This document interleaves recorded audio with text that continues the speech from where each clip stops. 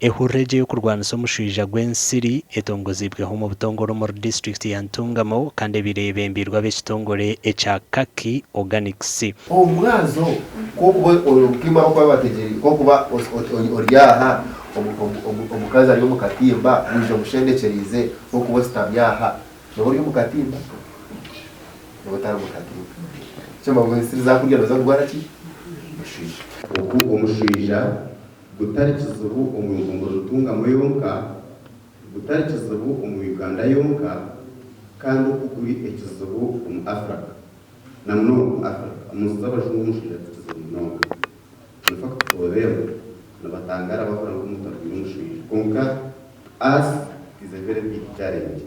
Edmond Kabaterine uri omwe abamemba b'ekitongore eki ashoborira habwenki batandikireho ehurreji. So kenatire no medical school kirabe twabituna diagnosis ninga twari umwana biro mushwija mporera nasha.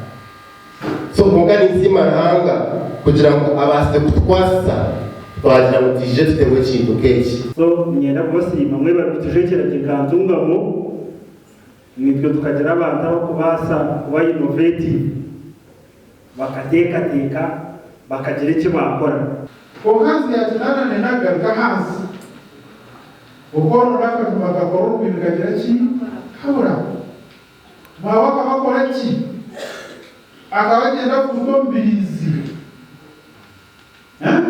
obirizi n'umubanyi obirizi nande kigira ki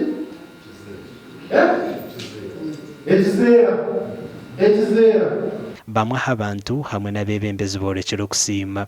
Nyenda kusiima gurupe yaturetera obuhereza erizooba yiba kweta koka ku gurupe abo kutuhereza obuhereza bw'okukingira ensiri kuremwa kurumwa abantu okukira munonga itu abari kukorana n'abakazi abaine enda amajuta ga hospital nagatwara iwazine ne prayer retreat kari ensiri nyingi munonga nahureza nyingi munonga nagesiga wena ndende ndagache kukora ensiri muzuzu.